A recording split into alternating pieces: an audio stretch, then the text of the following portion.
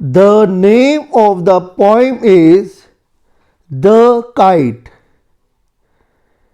The kite का मतलब हुआ एक स्पेशल काइट, मीनिंग के पतंग। पतंग की बात की गई है, जो हम पतंग उड़ाते हैं हवा में। हर किसी को पतंग उड़ाना अच्छा लगता है, उसी के बारे में ये है, पोइम है, पतंग के बारे में ये पोइम है। All of us like to fly kites. हम सबको पतंग उड़ाना बहुत अच्छा लगता है। Have you ever try to fly one? क्या तुम में से किसी बच्चे ने पतंग उड़ाई है? काफ़ी बच्चों ने पतंग उड़ाई होगी। Read this poem about kite as it flies in the sky.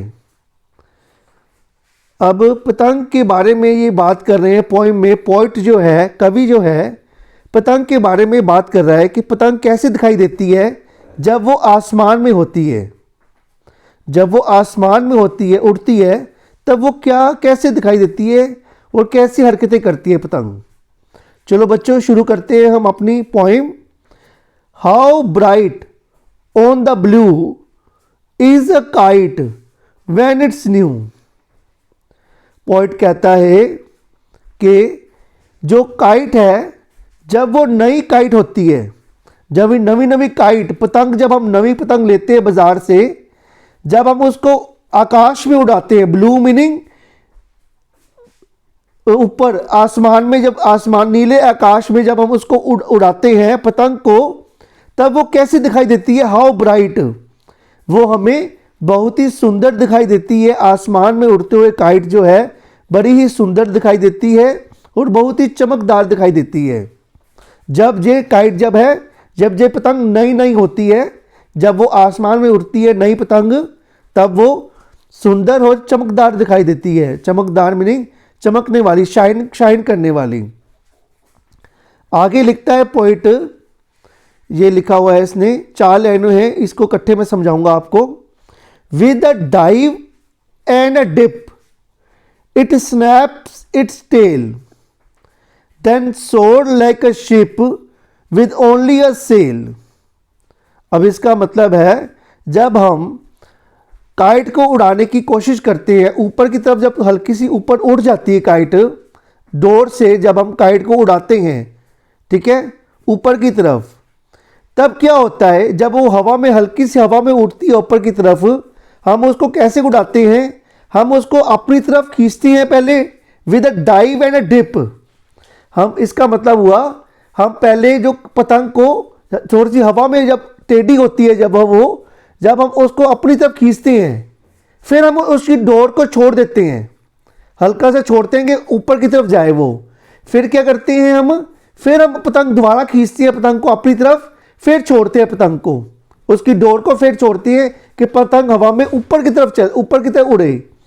ऐसे करते वक्त क्या होता है? It snap its tail. इसकी जो टेल होती है, जो पतंग की टेल होती है मीनिंग पूंछ होती है पतंग की, वो आवाज़ करती है, क्रैकिंग साउंड करती है। स्नैप का मीनिंग ये हुआ, जब हम जो हम ये प्रोसेस कर रहे होते हैं, पतंग को उड़ाने का प्रोसेस कर रहे होते हैं, पतंग को कभी खींचती हैं, फिर छोड़ती हैं उसको, डोर को उसकी छोड़ती हैं, फिर हल्का सा खींचती हैं उसको, फिर ढीली करते हैं पतंग की डोर को।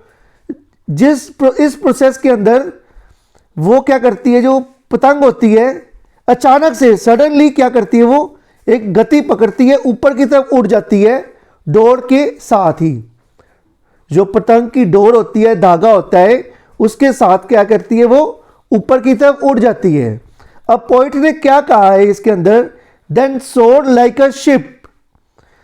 पतंग, जो कवि है, कवि ने पतंग को शिप से कंपेयर किया है, जहाज से कंपेयर किया है, जहाज के चलने से कंपेयर किया है। वो कहता है, जिस तरह जहाज जो है समुद्र में अपनी गति पकड़ता है, उसी तरह जो पतंग है ऊपर की तरफ चली जाती है और ऊपर की राइजेस अप। सोर का मीनिंग ऊपर की तरफ उड़ जाती है। वो हमारे डाइव और डिप करने से, कलाबाजियां करते हुए वो ऊपर की तरफ उड़ जाती है। ठीक है, जब वो ऊपर की तरफ उड़ती है तो क्या होता है, आगे बताता है पोइट, क्या लिखता है आगे। आगे पोइट ने लिखा है, as over tides of a wind it rides. हवा की लहरों से वो राइड करती है, वो घूमती है। ठीक है, वो हवा की लहरों से वो घूमती है ऊपर, पतंग। Climb to the crest of the gust and pulls. Climb to the crest का मीनिंग, जब वो टॉप पर कैसे पहुंचती है, ऊपर हवा वो जो आसमान तक पूरे टॉप तक पहुंच जाती है, जहां तक इसकी पोजीशन होती है, जहां तक ये पहुंच सकती है ये। Climb to the crest, poet कहता है हवा के झोंके से हवा इसको अपनी तरफ खींचती जाती है, और ये मूव पुल्स मीनिंग आसमान की तरफ को, फॉरवर्ड मीनिंग के, पुल्स मीनिंग आसमान की तरफ जाती है। ये आसमान की तरफ जाते हुए एक शिखर तक पहुंच जाती है, अपने शिखर मीनिंग ऊपर तक, टॉप तक पहुंच जाती है, जहां तक ये इसकी पोजीशन होती है, जहां तक ये पहुंच सकती है, काइट उधर तक पहुंच जाती है। उसके बाद क्या होता है, ठीक है, then seem to rest as a wind falls. जैसे ही हवा रुकती है, ठीक है, जैसे ही हवा का झोंका जो है रुक जाता है, हवा चलनी बंद हो जाती है, उसी टाइम क्या होती है, वो रेस्ट पोजीशन में आती है और हवा के थ्रू वो नीचे आना शुरू करती है, फिर वो पतंग। When a string goes slack you wind it back. जैसे ही जो हवा रुक जाती है, हम क्या करते हैं, हम इसको रोल कर लेते हैं पतंग को, कि अब हवा रुक गई है, हम रोल बैक कर लेते हैं। यू विंड इट बैक का मतलब हुआ कि हम इसको पतंग को वापस अपनी तरफ बुला लेते हैं, पतंग को डोर के थ्रू। डोर मीनिंग इसके धागे को खींच के पतंग को अपनी तरफ खींचकर बुला लेते हैं। ठीक है, नीचे ले आते हैं। ठीक है, ठीक है, अब उसको हमने क्या किया, रोल कर लिया है पतंग को अपनी, पहले उड़ रही थी, हवा में उड़ रही थी पतंग, हम यू विंड इट बैक का मीनिंग हुआ हमने रोल कर लिया है पतंग को, अपने नीचे ले आए हैं। फिर दोबारा से क्या करते हैं, हम इसको उड़ाने की कोशिश करते हैं। And run until a new breeze blows. हम तब तक भागते हैं पतंग को लेकर अपने हवा में, जब तक एक नई हवा का झोंका इसको ऊपर नहीं उड़ा लेता, पतंग को ऊपर नहीं ले जाता, तब तक हम भागते हैं। And it wings fill and go and up it goes. जैसे ही इसकी पंख में, पतंग के जो पंख होते हैं ना, उसमें हवा बढ़ती है ना, वो उसी टाइम वो क्या करती है, ऊपर की तरफ चली जाती है पतंग। फिर पॉइंट दोबारा लिखता है, जो नई, how the bright on the blue is a kite when it's new. Point कहता है कि काइट कितनी सुंदर दिखाई देती है जब हम नई पतंग कोई उड़ाते हैं। ठीक है, आगे पॉइंट लिखता है, बट अ रेगुलर थिंग। एक रेगुलर थिंग का मीनिंग हुआ बहुत ही दुखदायक है। बट रेगुलर थिंग का मतलब हुआ यू नेवर सी। एक आप देख नहीं सकते, वो ऐसा दृश्य पतंग का जो हम नहीं देख सकते। ठीक है, कौन सा दृश्य है, when it flaps on a string in the top of the tree. जब ये पतंग है, जो पतंग है जब ट्री में अड़ जाती है, कितना दुख लगता है हम सब बच्चों को, जब ट्री में पतंग अड़ जाती है और ये फट जाती है।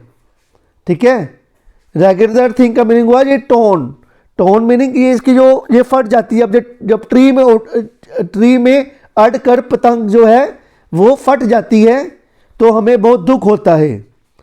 ठीक है, एक ये बड़ी ही दुख होता है सब बच्चों को। ठीक है, ये आखिरी में लिखा है, but a regular thing you never will see. हमें ये देखने का दिल नहीं करता कि हमारी पतंग जो है ट्री में अड़ कर फट जाए। ठीक है, ये जो पोइम है बच्चों, ये पोइम लिखी है हैरी बहन ने।